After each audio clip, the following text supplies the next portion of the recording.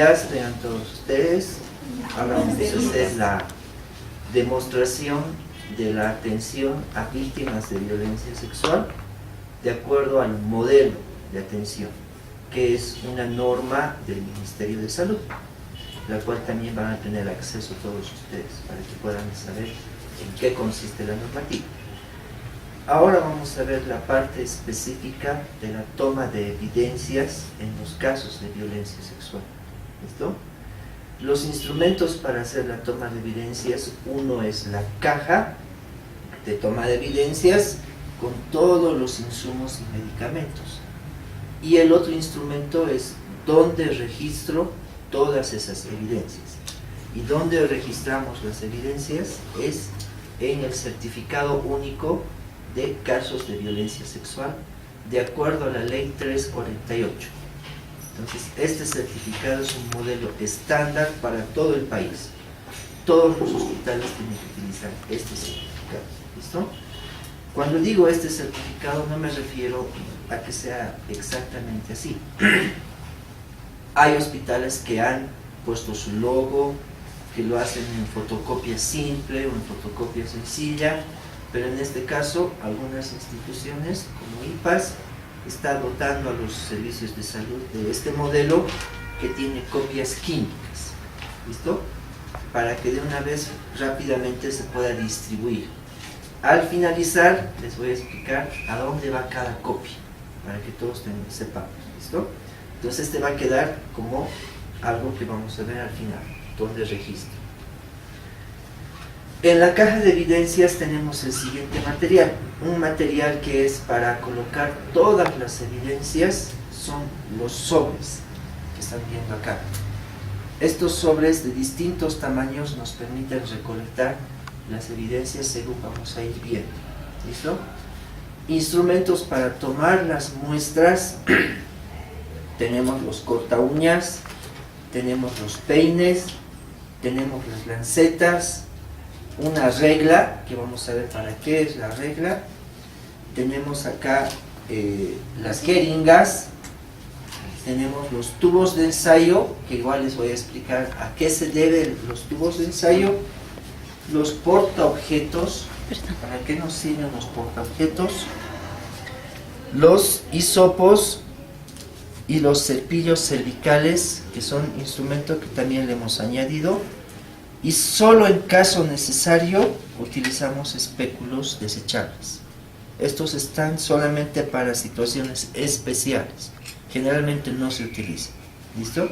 Pero sí tenemos que tener el instrumento, y todas las cajas también tienen algo en donde tenemos para anotar. ¿Listo? El instrumento para registrar. Para cuidados del personal, para que no se vea involucrado en las evidencias, porque puede caer un pelo, puede caer una pestaña, o pueden caer restos de la mano. Entonces hay los barbijos para que nos protejamos, el gorro y los guantes. Hay un par de cada uno de ellos, porque es uno para el médico y uno para la enfermera o enfermero. Entonces son un equipo que van a trabajar juntos. Ambos tienen que iniciar el proceso y terminar. No podemos iniciar y dejarle a la siguiente guardia para que termine el proceso de toma de muestras. Si iniciamos la toma de evidencias justo en el cambio de guardia, tenemos que esperar hasta terminar y recién podemos nosotros dejar a la paciente. ¿Listo? Por eso es una responsabilidad importante. Y algo que también tenemos que brindar nosotros a toda víctima de violencia sexual son medicación, medicamentos. Por eso es que la caja de evidencias también contiene medicamentos. Acá tenemos nosotros los siguientes medicamentos. Para la prevención del embarazo tenemos el levonorgestrel o píldora anticonceptiva de emergencia. Tenemos metronidazol para ITS, prevención de ITS, esta es profilaxis. 4 tabletas de 500 miligramos, sería 2 gramos en total. Y eso se toma las 4 tabletas juntas. ¿Bien? Tenemos una dosis de ciprofloxacina de 500 miligramos, igual para prevención de ITS, y para la prevención de sífilis tenemos la penicilina benzatínica, 2.400.000 unidades internacionales, que se pone toda la dosis en intramuscular. ¿Listo? Estos medicamentos están dentro de la prestación de la ley 475 para atención a víctimas de violencia sexual, por tanto son gratuitos. ¿Qué otros medicamentos aquí no están añadidos, pero lo maneja el programa de VIH? Son los retrovirales. Y los retrovirales están igual gratuitos y deben ser dados de la misma manera, pero eso lo maneja el programa. ¿Listo? Pero también les voy a explicar cómo y cuánto se les da. Y este otro instrumento, esta cajita, que les voy a mostrar en un minuto para qué sirve, es el secador de hisopo, porque todas las muestras tienen que estar secas. Entonces se tiene un momento de espacio para esperar a que seque las muestras. ¿Ya? Para eso nos sirve. Entonces ese es todo nuestro instrumental. Una vez que llega una víctima de violencia sexual, lo primero que se hace es la contención emocional, que es otro tema que se va a ver aparte, que es un capítulo especial, en el cual primero tenemos que ganar la confianza de la paciente, porque no podemos iniciar directamente a tomar evidencias, porque es alguien que ha sufrido agresión sexual, por tanto no quiere que la toquen, no quiere que la vean. Por esa razón necesitamos primero entrar en confianza, y el personal clave para entrar en confianza con la paciente es enfermería, porque enfermería es el que tiene mayor aptitud, tiene mayor trato con las pacientes, con los pacientes. A los médicos aún nos falta ese tipo de trato. El médico siempre quiere ir y hacer el asunto y quiere terminar. En cambio, antes necesitamos interactuar. Por eso el trabajo en equipo es muy importante. Mientras la enfermera o el enfermero está haciendo la contención emocional, ahí también aprovechamos en hacer el consentimiento informado para la toma de evidencias. Y ese consentimiento informado ya está aquí redactado. Entonces, si la víctima nos autoriza tomar evidencias, la víctima firma acá la edad que tenga, no importa si es adolescente o es niña, porque así lo dice la ley 348, y nosotros podemos proceder. En caso de niños pequeños de 5, 6 años, menores de 12 años, la Defensoría de la Niñez tiene que estar presente y también tiene que firmar el consentimiento para que tengamos protección y no haya malas interpretaciones del manejo que realizamos. ¿Listo? Mientras todos estamos haciendo este proceso, hay alguien que también trabaja junto con nosotros, que son aliados, que es trabajo social. Y trabajo social tiene que estar informando a la Defensoría, si es niño o niña, tiene que informar a la policía, que es en este caso la Fuerza Especial de Lucha contra la Violencia, la FELCB, para que ellos vengan a tomar denuncia del caso, porque todo caso de violencia sexual debe ser denunciado, notificado, ¿verdad? Pero eso se encarga el otro equipo, y el equipo que toma evidencias empieza e inicia el proceso, ¿ya? Para esta parte yo voy a necesitar que alguien voluntariamente pueda apoyarme aquí para que sea la víctima de violencia sexual. ¿Quién quiere pasar? Y va a salir en el video.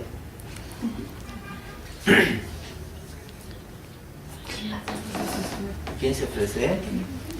Pasa. ¿Y quién va a ser la persona que va a apoyar al médico en el proceso de toma de evidencias? ¿Tú?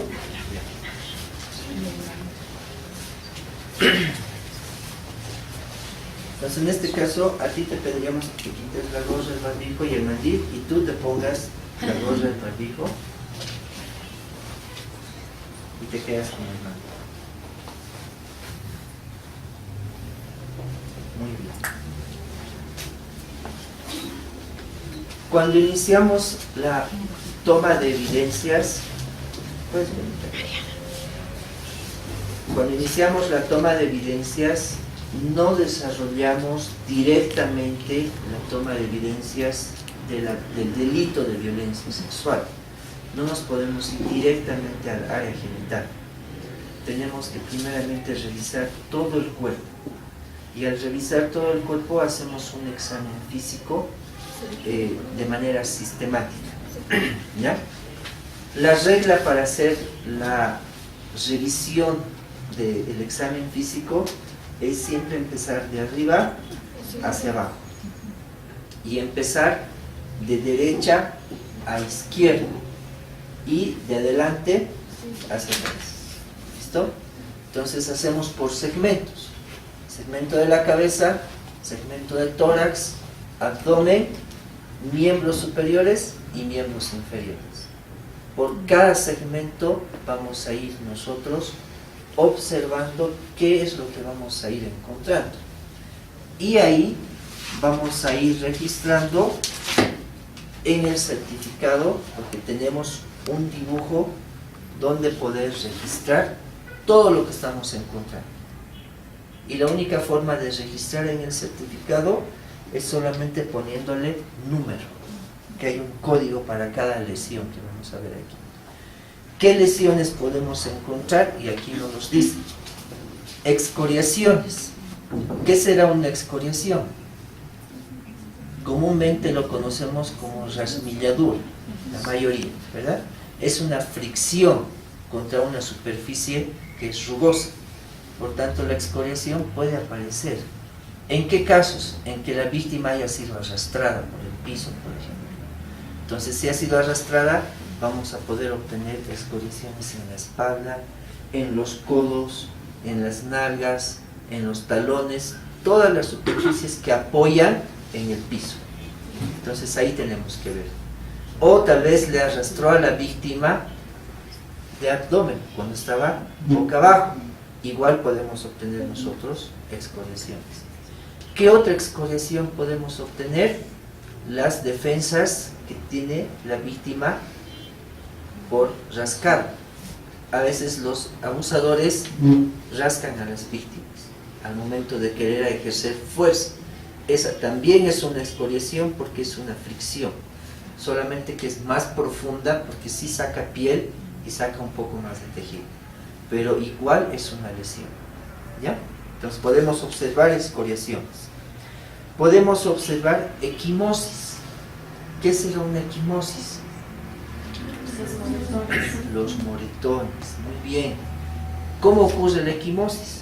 Ocurre por el golpe de una superficie que es sin superficies rugosas, es liso, es rombo, pero lo que hace es un golpe directo.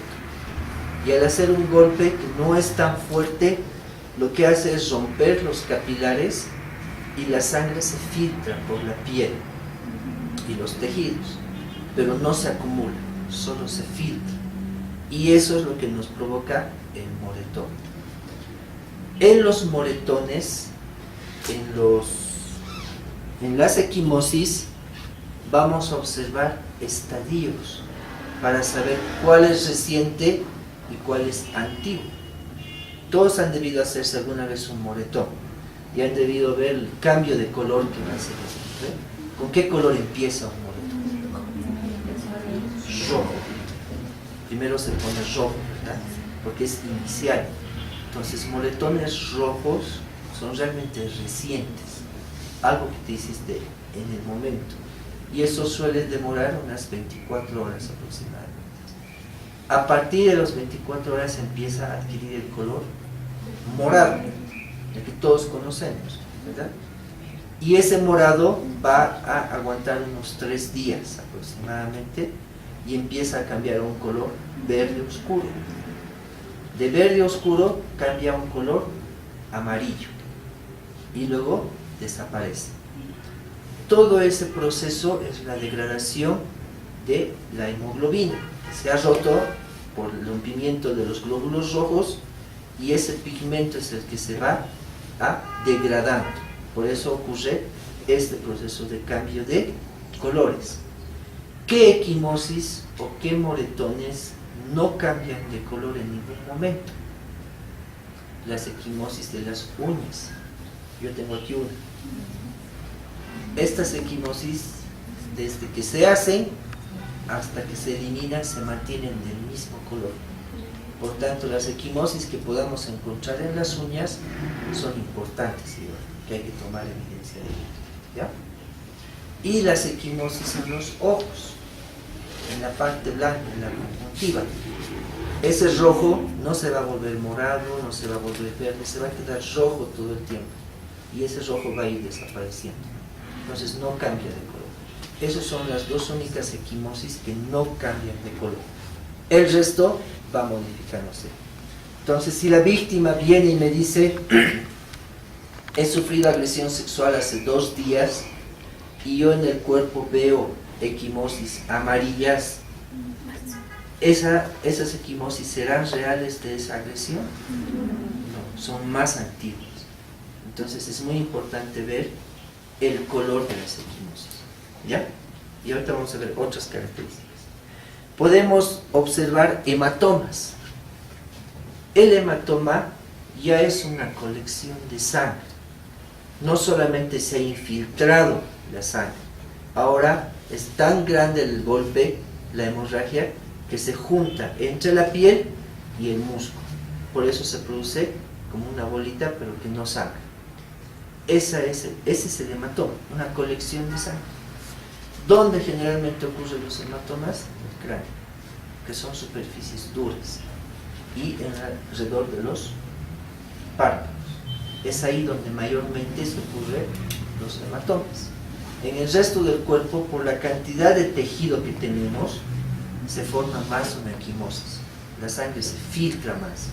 En cambio, en la cabeza no hay espacio donde filtrar y empieza a acumularse. Por eso se forman los hematomas, ¿ya?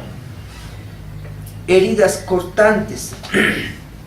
Las heridas cortantes se hacen con una superficie que es filosa. ¿Cómo qué? Los cuchillos, el estilete, toda superficie que sea filosa. Incluso este aparato nos puede provocar un corte, ¿verdad? Entonces esa es la ventaja o la característica de las heridas cortantes. ¿Dónde pueden ocurrir heridas cortantes? En distintas partes del cuerpo, y hay que buscar esas heridas, ¿listo? Pero también tenemos que saber que estas heridas van a tener un proceso de cicatrización.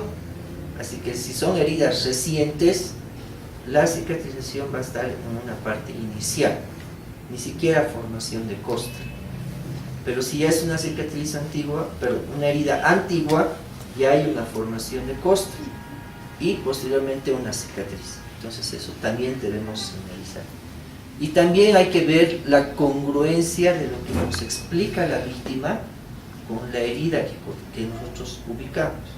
Si la víctima nos ha explicado que el agresor le agarró y le golpeó de la derecha a la izquierda, pero el corte está a este lado, pero no ha sufrido ella golpes de este lado, entonces no hay una congruencia. Todo lo que nos explica la víctima tiene que reflejarse en las lesiones que vamos a encontrar. ¿Listo?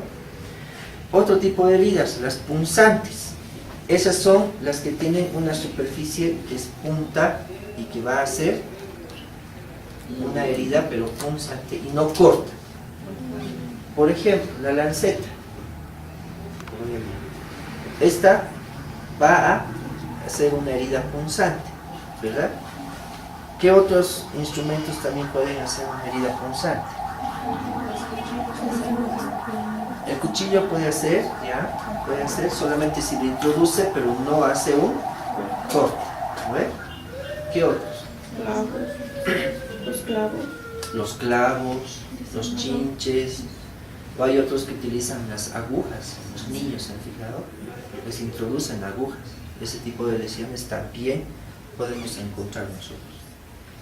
Los contuso-cortantes.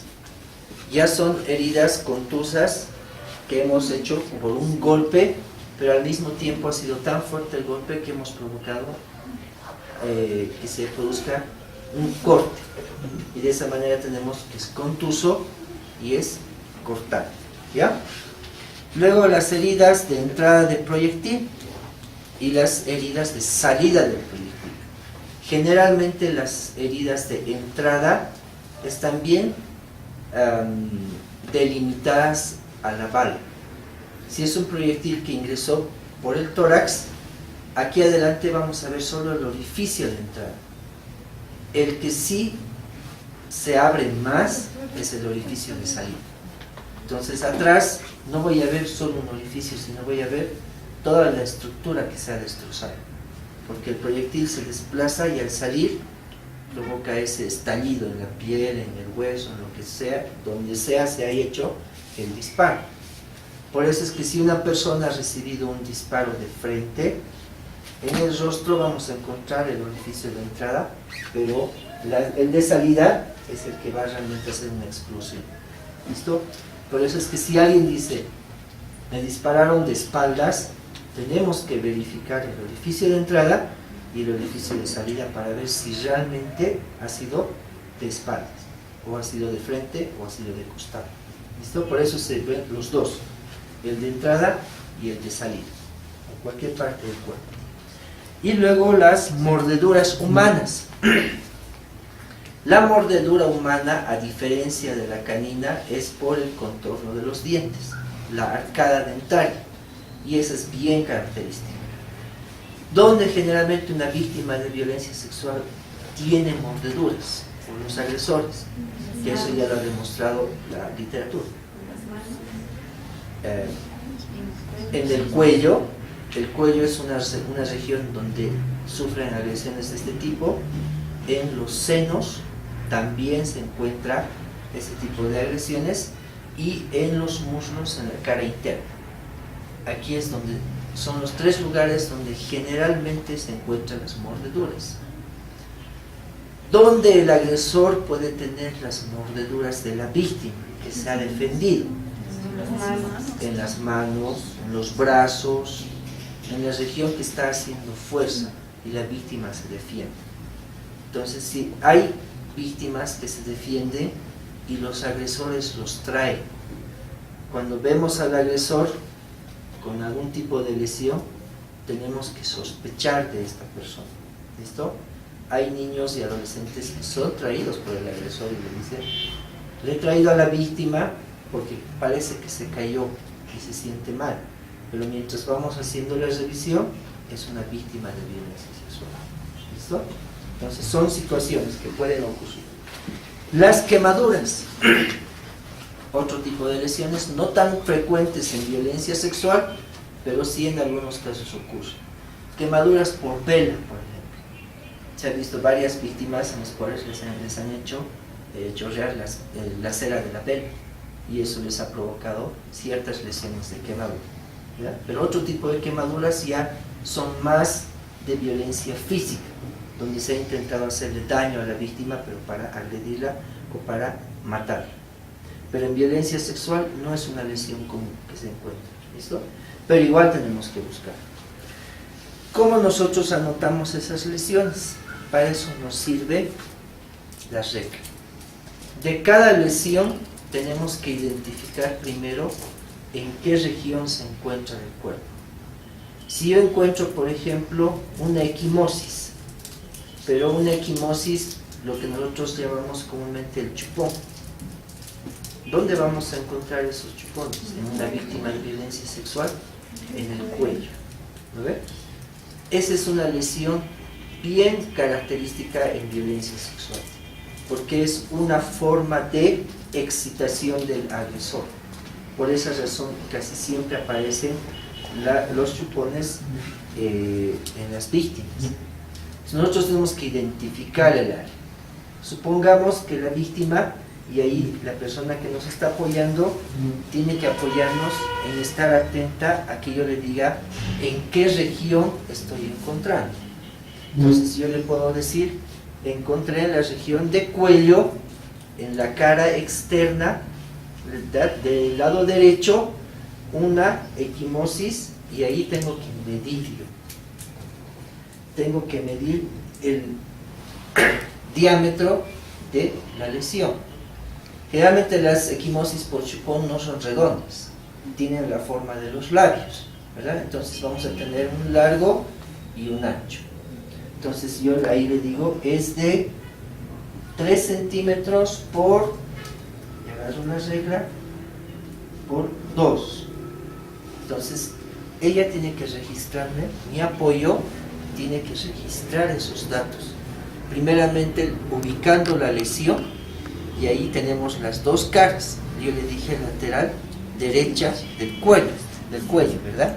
Entonces lo que ella hace es buscar el cuello en las caras laterales, y aquí ya te está diciendo el lado. Izquierdo, L, y derecho es este lado.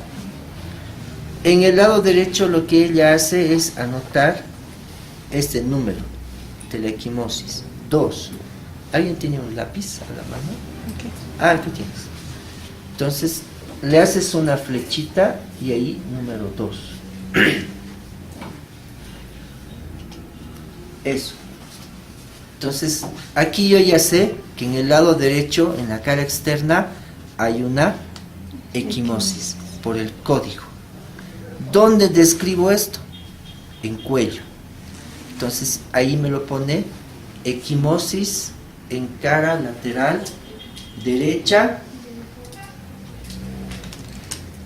de, ¿cuánto hemos dicho que mide? 3 por 2 centímetros, y nunca ponemos aproximadamente. ¿Por qué? Porque si yo pongo aproximadamente, el juez va a decir, entonces no sabes si es así o no. Tienes que poner lo que realmente es, para que al momento del juicio haya la certeza de que existía esta lesión. ¿Y qué me faltaría aquí? La coloración, para saber si es reciente o es antiguo. Entonces le ponemos ahí de color morado oscuro. Vamos a poner. De esa manera hemos nosotros ya identificado una lesión. ¿Cómo? Ubicando la región, ubicando la lesión, en este caso es la equimosis, y las características de la lesión, el tamaño y la coloración. ¿Listo? Con esos 3 datos hemos descrito adecuadamente las lesiones.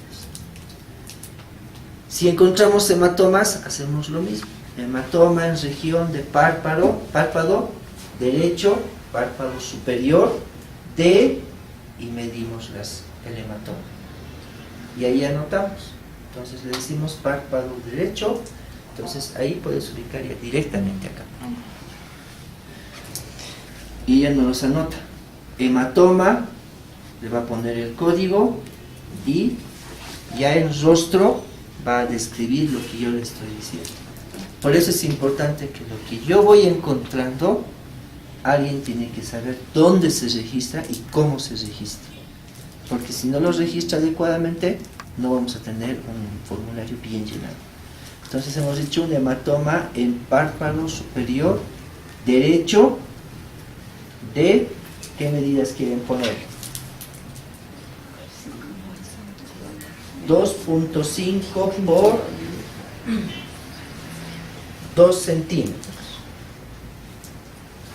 de color morado oscuro.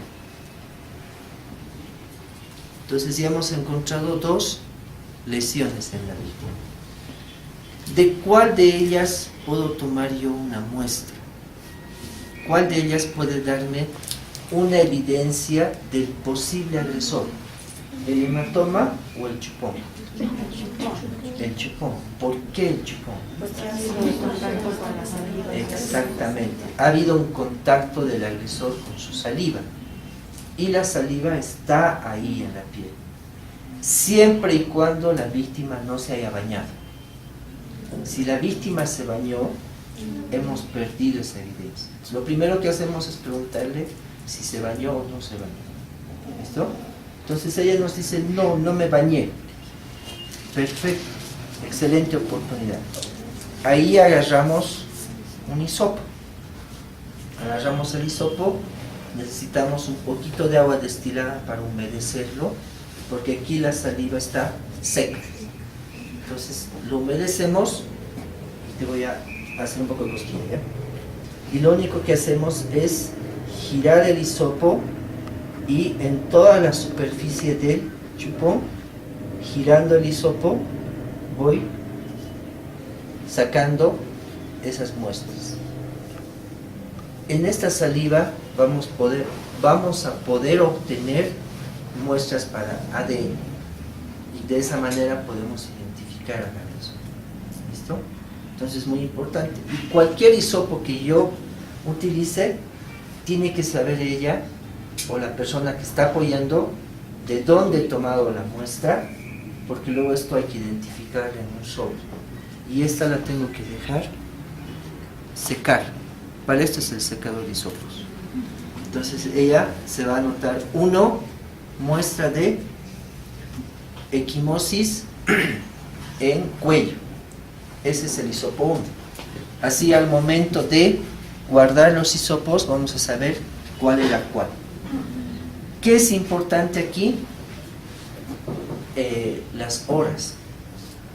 Si yo he empezado en cuello como primera muestra de evidencia, tengo que anotar a qué hora he tomado esa evidencia, para después ir registrando el resto de evidencias. ¿Listo? Para poder hacer todo el examen físico, nosotros tenemos que pedir a la víctima que se desvista. Y es ahí donde aprovechamos otro proceso para tomar evidencias. Y ahí le pido yo a la persona que nos está apoyando que haga apertura de la hoja y lo ponga en el piso. Para eso tenemos esta hoja sábana, ¿ya?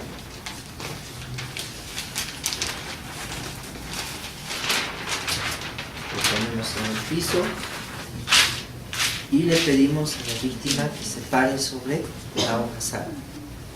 Por favor. Pisa. Ahí le pedimos a la víctima, si está con la misma ropa con la que ha sufrido la agresión física, sobre todo la ropa interior, que se vaya quitando y la deje aquí, en esta parte. ¿Listo? Entonces la víctima va a empezar a sacarse todo lo que tenga. La que más nos interesa es la ropa interior, porque es ahí donde puede haber colección de semen, y esa es la que necesitamos. Esa es la de reurgencia, ¿ya? Y mientras va haciendo eso, vamos identificando lesiones. De arriba hacia abajo, de derecha a izquierda, y de adelante hacia atrás. Entonces yo voy observando en la cabeza, de arriba abajo, de derecha a izquierda, de adelante a atrás, y por segmentos voy buscando. Y donde encuentre, tomo las evidencias, recojo y voy registrando acá. ¿Listo? Hemos visto solo esas dos, el hematoma y la equimosis. No hemos encontrado más nada en el cuerpo, ¿ya? No hemos encontrado mordeduras, nada.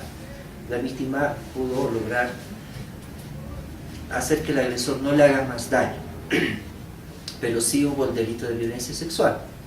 Entonces necesitamos ver toda la forma en la cual podamos obtener evidencia del agresor.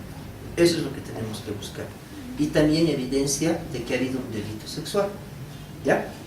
Entonces la víctima, una vez que ya está sin la ropa, todo está en el piso, la persona que nos apoya tiene que agarrar la ropa interior de la víctima y llevarlo a un área para que vaya secando.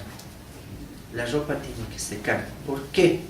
Porque si nosotros metemos la ropa en este papel y luego lo guardamos en la caja, el papel se va a humedecer con la ropa. Este sobre puede incluso afectarse, puede abrirse, puede romperse. Y es ahí donde el abogado del agresor va a decir, esa muestra ha sido manipulada. Entonces la invalida. Por esa razón se pide que hasta que hagamos el resto del examen, la ropa interior esté secada, para que cuando ya esté seco, lo guardemos aquí. ¿Cuánto tiempo toma esto? Dependiendo de dónde está. Pero lo que no tenemos que hacer es hacerlo secar en una estufa, porque voy a matar toda la muestra. No. ni en el sol, porque los rayos de luz también van a eliminar nuestras evidencias. Solamente en un área que esté ahí ventilando y secando. Y en un área donde nadie esté, y es lo que es, y ahí nos van a entorpecer. ¿Listo? Entonces, cuando ya empezamos a trabajar de la mano, tenemos que protegernos, como lo ha hecho él, y pedimos que se calcen los guantes. Imagínense que yo estoy con los guantes, con el gorro, con el barbijo. ¿Listo? Como este es nuestro material de capacitación, no lo utilizamos, ¿ya? Pero ella sí va a estar correctamente vestida, ¿ya? Entonces, ¿qué áreas tenemos nosotros para poder decir ella ha tenido contacto con el agresor? Una de las áreas en las cuales una mujer se defiende contra el agresor, les decía, es una forma de defensa del sexo femenino exclusivamente es rascar. La primera forma en que ha aprendido el sexo femenino en defenderse es rascando. Y eso no es algo que sea antinatural, es natural. Generalmente las mujeres no se defienden dando golpes, se defienden de esta manera. Entonces, ¿dónde vamos a encontrar evidencias de que sí agredió al agresor? Y más si la víctima nos dice, yo me defendí y le rasqué la cara, yo me defendí y le rasqué la espalda, le rasqué las piernas. Perdón. Entonces necesitamos recolectar esa evidencia. Para eso tenemos corta uñas en la caja de evidencias. Estas corta uñas es una para la derecha y otra para la izquierda. Indistintamente el color. Solo le hemos diferenciado el color para que sepan que es para ambos. Tú vas a hacer bien. Entonces ella procede a cortar las uñas. ¿Qué tenemos que evitar nosotros? Que las uñas nos pierdan. Para eso el corte de las uñas es así, por segmento. No de golpe todo. Empiezas por un borde, por cualquiera que sea, y vas cortando por segmento. Cosa que cuando tú tengas ya casi la uña final, no le cortes. Cuando ya tengas casi el segmento final, yo en este caso voy a hacer tu apoyo. Colectamos aquí esa uña y la ponemos. Y así haces con todos los dedos, con los 5 dedos. Ahora imagínense que es una persona que por alguna razón perdió un dedo y solamente tiene 4. En su infancia tuvo un accidente y solamente tiene 4 dedos. Eso tiene que estar registrado acá. Tiene que decir, la víctima por un accidente no tiene el dedo tal, el dedo anular, el dedo meñique, el dedo pulgar de la mano derecha. ¿Por qué? Porque cuando analizan las uñas van a contar las 5 uñas. Y si solo hay 4, van a decir, han manipulado la evidencia. Entonces hay que explicar eso. Es algo loco, tal vez, pero si hay el caso, de esa manera tenemos que hacer. Y el corta uñas que hemos utilizado, en esa mano, la colocamos ahí. Y se va así, corta uñas y uno. Porque en el mismo corta uñas se puede quedar muestras pequeñas, que nos sirven. Entonces aquí ya tenemos uno. ¿Listo? Y hacemos lo mismo con la otra mano. Va cortando ella uno por uno las uñas, nos coloca, nos da, y ahí tenemos toda la evidencia de las uñas. ¿Listo? Entonces estos corta uñas se van. Ahora, puede que la víctima nos haya dicho, no, yo no le he agredido, no le he tocado, no le he rascado, entonces no hay necesidad de esa evidencia. Pero tiene que ella explicarnos que no ha habido ese tipo de defensa. Y cuando yo no utilizo el corta uñas, esa evidencia no va en la caja. Solo en la caja va todo lo que utilizamos. ¿Listo? Okay. ¿Qué otra área tenemos para poder tener datos del posible agresor? Es, el cabello puede ser uno, otro, muy parecido, el vello púbico. El vello púbico también puede ser un área donde podamos tener nosotros muestras. ¿Por qué? Porque en el acto sexual también pueden haber vellos púbicos del agresor en la víctima, que están mezclados. Para eso tenemos el peine. Entonces lo que le decimos a la víctima es que la víctima se peine el vello púbico. Entonces la víctima le damos el peine y le decimos que haga un peinado de toda el área del vello púbico. Entonces ahí la víctima empieza a hacer el peinado y todo lo que va cayendo, muy bien, va a quedar aquí en el sobre. Lo que hace la persona que está colectando las muestras es recolectar todos esos vellos púbicos y los ponemos acá, junto con el peine. Entonces tú le pones el peine y ella va alzando todos los vellos púbicos que hayan caído, todos, y eso se coloca aquí. Cuando hagamos el detalle de esta muestra, hay que poner aquí que estos vellos púbicos son por peinado, ¿ya? Porque vamos a necesitar ahora vellos púbicos por arrancamiento. Tenemos que arrancarle 10 vellos púbicos a la víctima, ¿ya? ¿Molestoso, doloroso? Sí. En este caso, ya la persona que está haciendo la toma de evidencias empieza a arrancar. ¿Por qué? Si ya tenemos aquí, ¿por qué tenemos que arrancarle a él? Porque puede que de acá sea solo del agresor, sus vellos púbicos. Hay que tener datos de la víctima para que haya una diferencia y se sepa que son distintos vellos públicos. ¿Listo? Porque aquí también puede estar mezclado de ambos, de la víctima y del agresor, para que haya una total evidencia. Entonces, lo que hace es arrancarle los vellos públicos, 10 vellos públicos. Entonces, ella se acerca a la víctima y le explicamos que es un proceso que va a ser incómodo y que tiene que arrancar. Muy bien. Una vez que tiene las 10, lo guardamos aquí y aquí tenemos que poner vello púbico por arrancamiento. Estos no son por peinado, son por arrancamiento. Y eso ya lo conocen los forenses, ¿ya? Aquí tenemos sus dos. Ahora alguien decía, en el cabello, puede que exista, tal vez. No perdemos nada pidiéndole que se cepille el pelo. Entonces le damos el otro peine y le pedimos que se cepille. Para eso el pelo va a estar suelto. Y todo va a caer acá. Ese no recogemos, ese lo dejamos ahí en el piso, porque luego todo este papel lo vamos a recoger y va a ir en un sobre, ¿ya? Muy bien. Con todo eso, ya estaríamos con la víctima, con todas las partes externas donde podemos encontrar posibles lesiones. ¿Listo? Ahora, si la víctima nos dice, me ha dado una sustancia y después de eso me he sentido mareada, me he sentido raro y luego me he dormido, entonces puede haber sido víctima del uso de alguna sustancia o medicamento con la cual ha sido sedada. Eso nos sirve para tomar muestra de sangre.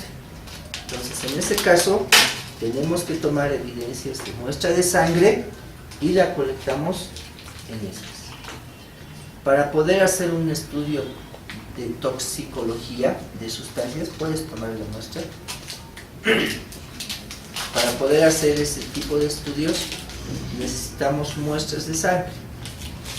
Entonces le vamos a extraer 10 ml. Esos 10 ml va a ir en este tubo de ensayo que tiene anticoagulante.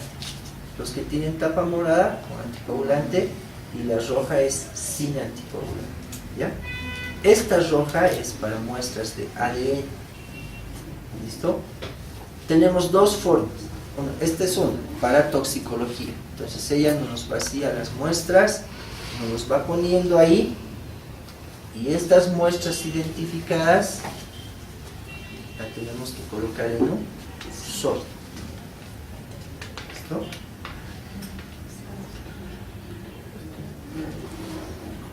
Entonces, mitad, mitad. Por eso son dos. Debería ser una sola de 10 ml, pero no hay en el país, no llega con anticoagulante de 10, solo llegan de 5, por eso es que son dos. ¿Ya? Y esto lo colocamos, eso se desecha en los punzocortantes. Y esta es otra evidencia para toxicología. Para ADN de ella, porque del agresor ya tenemos otras muestras, para el ADN de ella podemos tomar muestra de sangre aquí, 10 ml, para eso tenemos otra jeringa y otro tubito. Entonces, si la víctima no tiene problema en que le tomemos 10 ml de muestra más, le tomamos esta muestra. Y también, si sabemos que esta muestra va a llegar rápidamente al laboratorio. Si tenemos la certeza de que va a ser así, tomamos esta muestra. Pero si tenemos certeza de que va a demorar un poco, usamos el papel filtro. Y el papel filtro nos sirve para tener muestras de ADN de ella, de la víctima. Para eso, agarras el papel filtro y utilizas la lanceta. Entonces, abres la lancetita, le haces un pequeño pinchazo de mentira, por favor, y colectas 4 gotitas separadas. 1, 2, 3, 4. Listo. Esas 4 gotitas son suficientes. Y este papel tiene que secar ahí. ¿Ya? Una vez que esté seco, me pincha. Una vez que esté seco, esto hay que botarlo, ¿ya? Ahorita lo vamos a ver. ¿Dónde está su punzo?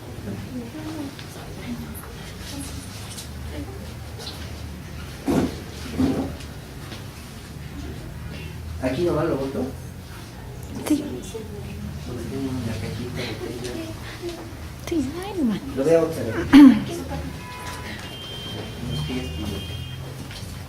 a manchar.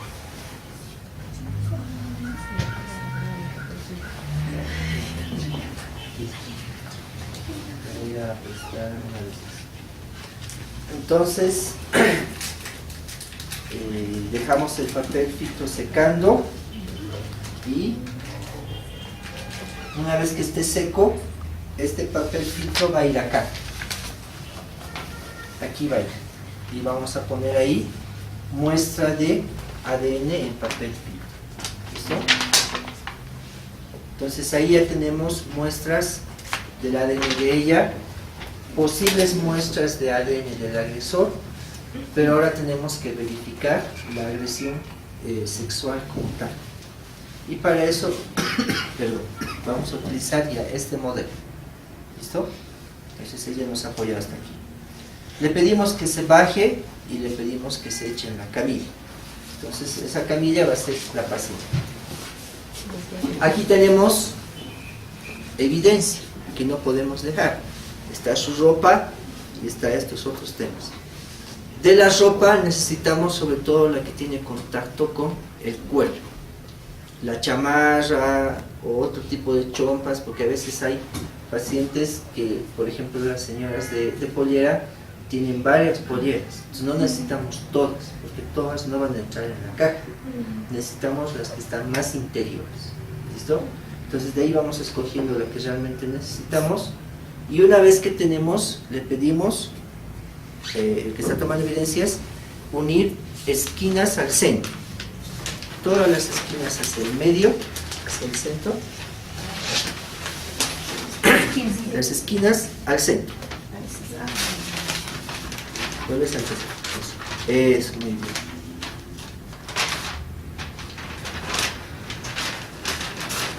Es para envolver, para no perder nada, que no se te escape nada por los costados, que no se te vaya nada. Y lo vas envolviendo más. Eso, lo vas cerrando. Cerrando todo. Te ayudaría por dejar de sangrar.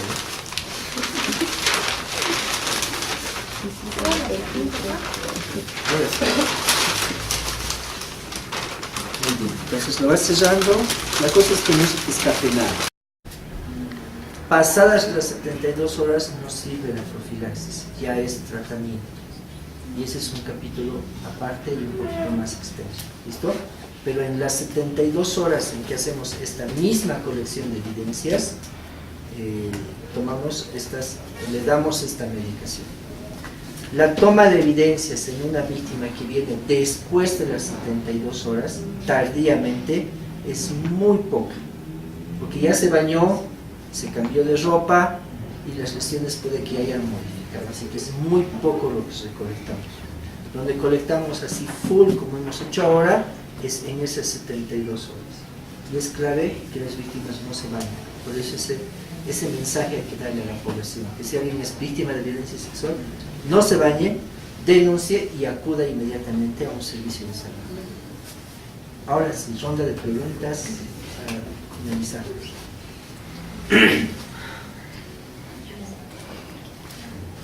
¿Las muestras que se toman en los portaobjetos se deben fijar, igual que en el papelículo?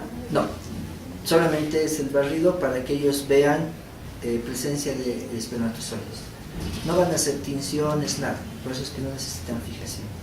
Pero sí es importante que sequen. Si no secan, se van a pegar al papel, toda la muestra se va a quedar en el papel y el portaobjetos les va a llegar limpio al laboratorio. Por eso es importante que sequen. ¿Ya? ¿Alguien más decía algo? Yo he visto que, digamos que la víctima ha sido violada en este momento y ha acudido rápido al centro de salud. Los moretones no aparecen, no son tan evidentes al día siguiente. Eso he podido ver. Y ahora, ¿cómo se haría si los moretones aparecen al día siguiente y se les está tomando ese momento? Pero sí vas a ver las equimosis rojas. Rojas las vas a ver. Como ahorita, por ejemplo, alguien se hace un golpe en la mano, tus 4 dedos van a aparecer al instante. No necesariamente se va a volver verde ni rojo, a no ser que tengas problemas de coagulación, pero si no, vas a ver que automáticamente aparece. Mira ahorita cómo aparece. ¿Ves mis deditos? Esas equimosis sí vas a encontrar, por eso es importante anotar el color. Entonces ahí voy a poner rojas, porque son recientes, inmediatas, pero es muy bueno tu pregunta. Ya el color verde aparece a las 24 horas. ¿Otra pregunta? Por cada equimosis que vemos en el cuello, se debe usar solo un hisopo por cada equimosis, digamos, hay 3, entonces 3 hisopos. Sí, porque puede que la víctima haya sido sedada, la durmieron y no la violó solo uno, la violó 3. Entonces puedes tomar muestra de cada sugilación. Solo de los chupones tomamos muestra, ¿vale? El resto de lesiones no es necesario más que medir y anotar bien en el certificado. Pero sí, un hisopo para cada equimosis. ¿Otra? Al momento de se le ha realizado el peinado del cabello, le cogemos juntamente con la ropa. Lo rotulamos igual que se presenta el cabello. Sí, sí, todo lo que está aquí tenemos que anotar qué muestra es. Ropa, cabellos, qué sé yo. Todo lo que ha quedado aquí en el sobre. Entonces eso hay que anotar, eso es importante. Por eso es un trabajo en equipo. Y se han dado cuenta que entre 2 hasta es poco.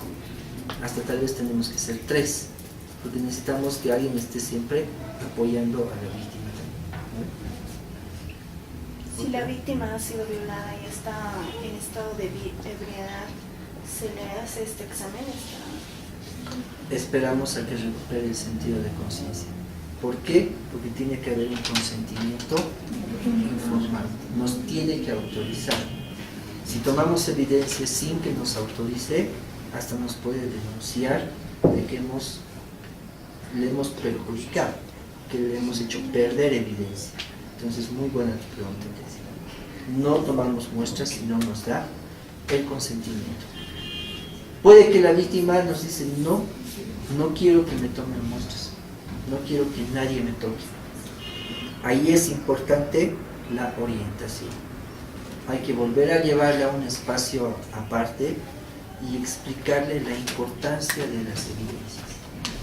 Que si bien ella no quiere denunciar, el hospital tiene toda la obligación de notificar a la policía y la policía va a tener que tomar denuncia obligatoriamente, aunque ella no quiera, porque por ahí el que le violó fue su mismo hermano, su tío o su padre y no quiere hacer líos en familia.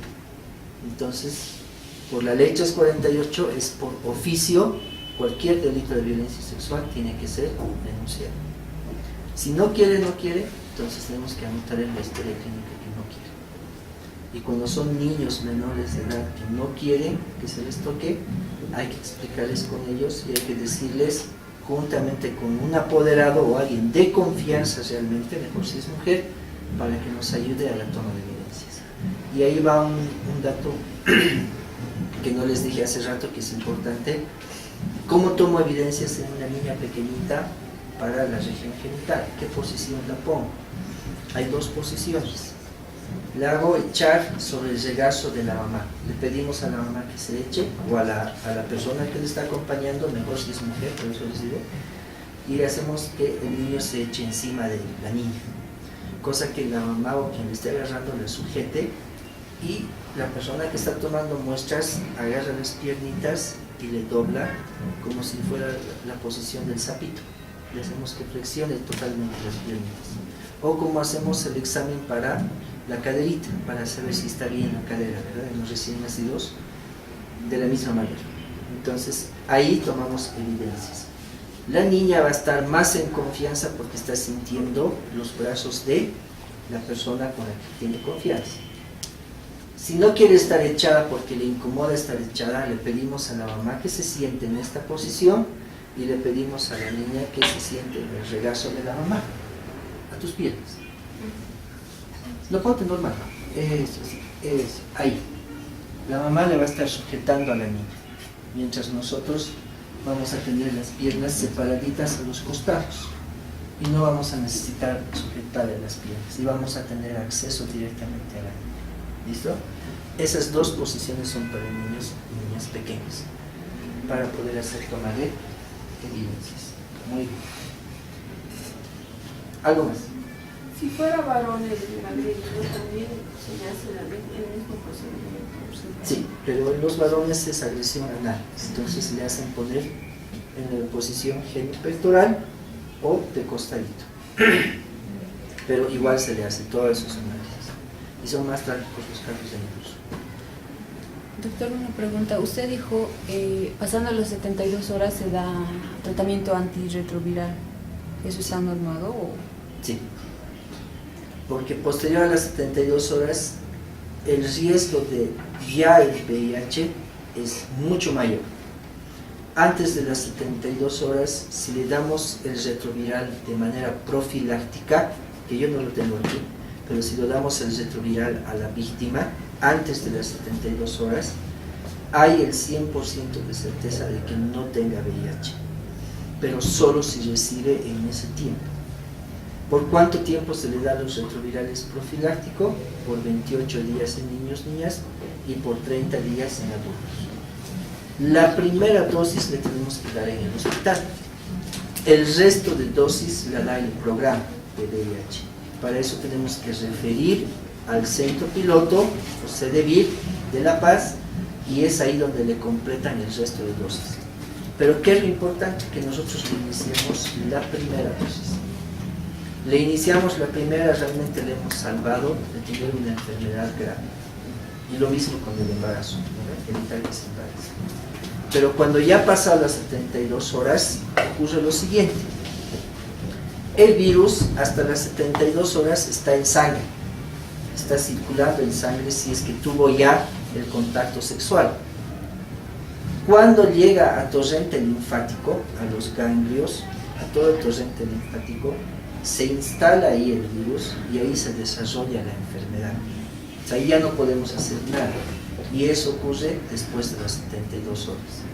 Por eso es que si en las primeras 72 horas yo le doy retrovirales, voy a atacar al virus en torrente sanguíneo y voy a evitar que llegue a torrente linfático, a los ganglios. Y de esa manera realmente impedimos que tenga VIH. Pero si es después de las 72 horas, el riesgo de VIH es grande. Entonces, ¿qué hay que hacer? diagnóstico para VIH. Y si sale positivo, tratamiento directamente. Por eso esa es la razón. Por eso es importante que las víctimas de violencia sexual vengan temprano. Si no, ese riesgo es grande para ellos. Muy bien, creo que ya, no sé si llegó la licenciada Diana Flores, con ella van a hacer ahora orientación. O no sé si es con ustedes o